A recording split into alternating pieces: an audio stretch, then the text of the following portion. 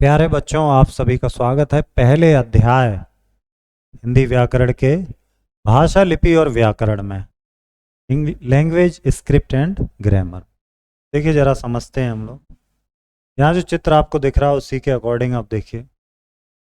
पत्र पर लिखे अमित के नाम को पढ़कर डाकिया रुक जाता है। डाकिया, अमित आपका पत्र आया है। सुमित, लाओ अंकल मुझे दे दो, अमित खाना खा रहा है। डाकिया, नहीं बेटा, अमित के नाम रजिस्ट्री हस्ताक्षर करके उसी को मिलेगी। तो मैं, ठीक है अंकल, मैं अभी बुलाता हूँ। अब इसमें देखिए डाकिया ने बोल करके कुछ कहा, सुमित ने समझकर उत्तर दिया। डाकिया ने सुमित को प्यार से बोल के समझाया। सुमित ने सुनकर समझा और अमित को बुलाया। यहाँ क्या हो रहा है? बोलकर, सुनकर, लिखकर, पढ़कर, ये सब चीजें आ रही हैं। डाकिया ने पढ़ा ना उसका।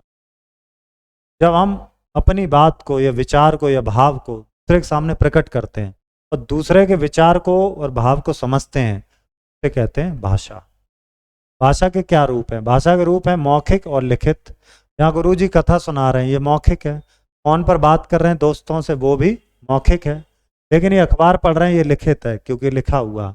पुस्तकें, ये भी लिखित है, दूसरे की हो गई। और कुछ जगह क्या होता है, सांकेतिक भाषा होती है। जैसे ट्रैफिक पुलिस है, ऐसे रोकने के लिए बोलते हैं, लिख के नहीं देते ना बोलते हैं, ऐसे याद कर लेते हैं, तो ये सांकेतिक है। भिन्न देशों में भिन्न भिन्न भाषाएं बोली जाती हैं, लिखी जाती हैं। जैसे नेपाल में नेपाली, इंग्लैंड में अंग्रेजी, चीन में चीनी, स्पेन में स्पेनिश, भारत में हिंदी सहित कई अन्य भाषाएं बोली जाती हैं। अंग्रेजी एक अंतर्राष्ट्रीय भाषा है जो कई देशों में बोली जाती है। जैसे राज्य देखो, केरल की भाषा क्या है? मलयालम। उड़ीसा की भाषा क्या है? ओडिया। कर्नाटक की कन्नड़ और पश्चिम बंगाल की बांग्ला यहाँ होना चाहिए था, और महाराष्ट्र की मराठी। अब बात करते लिपि क्या है। जैसे अलग अलग भाषाएं होती हैं, उन्हें कैसे लिखेंगे, का कैसे बनाएंगे, कोई शब्द या अक्षर जो है वो किस प्रकार लिखा जाएगा। भाषा के लिखने के ढंग को क्या बोलते हैं? लिपि कहते हैं। अब जो हिंदी भाषा है उसकी लिपि देवनागरी है। संस्कृत, मराठी, नेपाली, इनकी भी लिपि देवनागरी ही है। अब जैसे देखो, पंजाबी की लिपि है गुरमुखी, अंग्रेजी की लिपि है रोमन लिपि है, उर्दू की लिपि है फारसी, फ्रेंच जो है फ्रेंच लैंग्वेज, उसकी भी लिपि है रोमन। अब बात करते हैं व्याकरण की। व्याकरण क्या है? भाषा को स्थायी, शुद्ध और स्पष्ट बनाए रखने के लिए कुछ नियम बनाए गए। उन्हीं नियमों की निर्धारित करने की नियमावली क्या बोलते हैं? व्याकरण बोलते हैं। जैसे देखो यहाँ पे, क्या तुझे खाना खा लिया, तो तुझे सही है, क्या तुझे खाना खा लिया? फिर वो कहता हाँ मुझे तो खाना खा लिया। अब यहाँ देखो सही लिखा गया, क्या आपने खाना खा लिया, सही हो गया व्याकरण की वजह से। हाँ मैंने खाना खा लिया, यहाँ पे हो गया मैंने। ये जो बदलाव है, ये अशुद्ध वाक्य है, ये शुद्ध वाक्य।